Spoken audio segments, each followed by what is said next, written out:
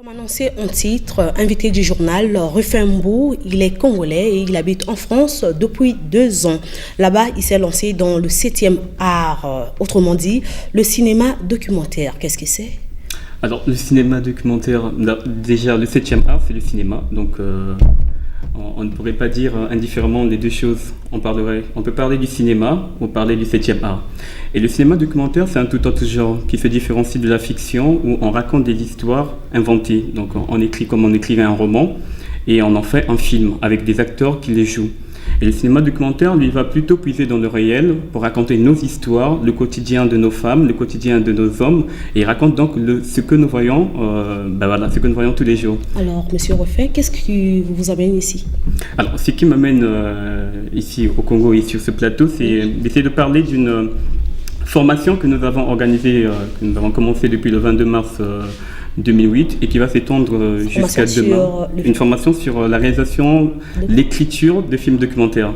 Donc nous avons reçu des stagiaires qui sont à la fois des stagiaires congolais de Brazzaville et des stagiaires du Congo Kinshasa qui travaillent depuis bientôt 13 jours autour d'un formateur français qui leur apprend les premières bases de comment écrire un film et comment le réaliser, comment le présenter à des producteurs ou à des diffuseurs qui pourront soutenir ce projet. Et vous avez travaillé avec combien de stagiaires et puis quelles sont les perspectives à venir? Alors nous avons 7 stagiaires, donc 3 du Congo-Brazzaville, 3 de Brazzaville, 1 de Pointe-Noire, qui est d'ailleurs journaliste aussi, et 3 autres qui viennent du Congo démocratique. Donc les perspectives à venir, moi je pense déjà que le documentaire est très approprié à notre culture. Et donc, pour le faire, les gens ont besoin d'apprendre à le faire.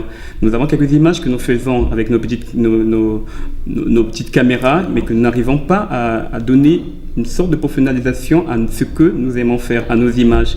Et donc, les perspectives d'avenir, c'est d'abord commencer par ce tissu de 7 personnes, leur apprendre comment faire des films, en espérant que d'autres personnes, et même ceux de la télé, que ce soit la télé congolaise, que ce soit les télés privées, d'autres personnes pourront s'intéresser à ce genre de documentaire et surtout à comment ces films se font.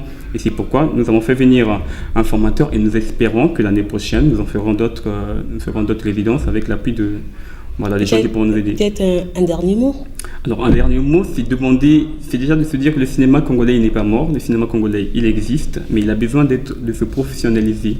Depuis 82, avec le dernier film de Jean-Michel Tissoukou qui était fait dans les normes professionnelles, il y a des films, on essaie de les bricoler avec notre énergie, mais sans pourtant avoir de l'appui technique. Et là, accéder à ce genre de formation, ça nous apporterait quelque chose. Alors, Monsieur Rufin Mbou, merci et bon retour. Merci.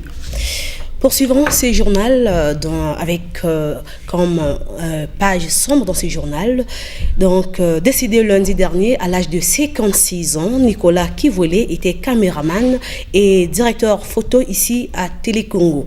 Dans un micro-trottoir réalisé par Jean Bataladio, de nombreux collègues ont tenu à dire ce qu'ils retiennent de lui. Suivez. Il était certainement le modèle de responsable et de cinéaste, lui Nicolas Kivolé-Yakiv. Cinéaste, réalisateur, directeur photographe, cet ex-directeur de la production de Télé Congo était respectueux des valeurs éthiques sur fond d'humilité et d'amour. L'auteur des films Au nom de Rufin Mbou et La mine avait la pratique incontestable du métier. Et c'est ce que l'ancien directeur de la production de Télé Congo, Sébastien Kamba, et le cinéaste Jean-Blaise Bilombo retiennent. Oui. Homme de cinéma, homme de télévision, Kivolé Nicolas l'a été profondément, intensément et pleinement. Je garde de lui l'esprit d'homme de rigueur et de respect pour les autres. Un frère, un ami et un guide. Et je crois que c'est une perte immense pour la culture et le cinéma congolais. C'est une perte pour la télévision congolaise, affirme Gustave Mbaka Kimbembe, le directeur de la production qui a succédé à celui qu'on ne reverra plus. Lui, il a commencé 2 ans avant moi. Il a commencé par la presse présidentielle. Il s'est retrouvé ici au noir et blanc. Donc mes premières émissions, c'est-à-dire mes premiers films, je les ai tournés avec lui en noir et blanc. On a géré la grande direction qui était la DPPA, la direction des programmes audiovisuels. Je l'ai trouvé caméraman, il est passé à l'étape supérieure directeur de photo. C'est d'abord, en ce moment, il nous reste un en fonction. Comme il est parti, il reste que Mafoula. Marceline Kotodi et Bernadette Ouenazo de Télécongo, elles aussi ont apprécié les qualités de ces textes enseignants. Chaque fois qu'on avait un film, chaque fois qu'on le faisait, on se disait je vais voir qui, j'ai cette idée, comment veux-tu que je la développe? Et il vous disait oui, voilà, vous lui montrez le scénario, vous regardez, il corrige. Et quand on vous ramène les images, il dit oui, ici il fallait faire ça, ici Marceline il fallait faire ça. Et je le connais très bien. Et ce qui me fait mal, c'est que c'est la professeure qui est en train de partir un peu. Parce qu'on ne sait pas si on aura encore des professionnels qui vont travailler. Les gens qui vont travailler comme Yak Vouélé, ce qu'il faisait, il travaillait avec tout le monde. Il comprenait tout le monde.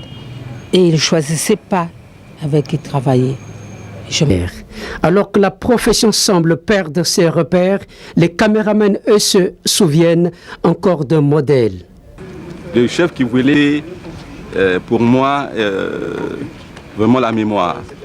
Je me rappelle qu'un jour, moi j'étais au studio, j'enregistrais et j'avais oublié d'arrêter mon téléphone. J'ai reçu un coup de fil, l'émission tournait, j'ai reçu un coup de fil, je suis sorti. Et lui, tout directeur qu'il était, il a aussitôt constaté mon absence, il est venu, il a pris ma place. Et donc il a occupé ma caméra. Et dès que mon correspondant a coupé, je suis revenu au studio. J'avais senti personnellement un gêne pour lui demander, monsieur le directeur, je suis revenu, laissez que je continue à enregistrer. Donc c'est quelqu'un qui aimait le boulot. L'homme, a-t-on dit, avait un sens de responsabilité irréprochable et il a réalisé un travail au prix de grands efforts. Mais aura-t-il un successeur? Ses amis paraissent plutôt pessimistes.